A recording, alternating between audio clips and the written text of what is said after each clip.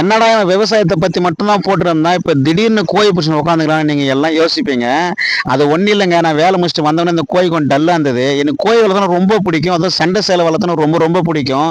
சில பேர் இதை நான் ஃபர்ஸ்டே போட்டிருப்பேன், போடல. ஏன் அப்படின்னாக்கா, நீங்க கோழியை துன்புறுத்துறீங்க, கஷ்டப்படுத்துறீங்க அப்படின்ட்டு நிறைய பேர் சொல்லுங்க. சில பேர் பிடிக்கும், சில பேர் பிடிக்காது. அதே மாதிரி நான் அந்த ஆந்திர பிரதேசத்தில் விடுற மாதிரி நாங்கள் கத்திட்டுலாம் விட மாட்டாங்க. இது வெத்துக்களை தான், அப்படியே கோழி அப்படியே ஓப்பன்லேயே விடுவாங்க. அதுங்க சண்டை போட்டு விடுவோம். அதே மாதிரி போலீஸ் பர்மிஷன் இல்லாமல் சண்டை எங்கேயுமே விடவும் முடியாது, விடவும் கூடாது. அது சட்டப்படி குற்றம். இந்த பொங்கல், தீபாவளி அந்த மாதிரி சீசனில் இந்த கிரிக்கெட் மேட்ச் விடுற மாரி பர்மிஷன் வாங்கிக்கணும். கோயில் சண்டைக்குன்னு தனியாக விடுவாங்க. அங்கே எத்துமே மட்டும் விடுவோம். என்ட்ரன்ஸ் 1000 ரூபாய் 2000 ரூபாய்க்குள்ளே கட்டிட்டு உள்ளே போகிற மாதிரி இருக்கும். ஒரு சேவலுக்கும் போயிட்டாங்க பந்தயம் விட்டுட்டு வந்துடுவோம். அது மட்டும் தான் பண்ணுவோம்.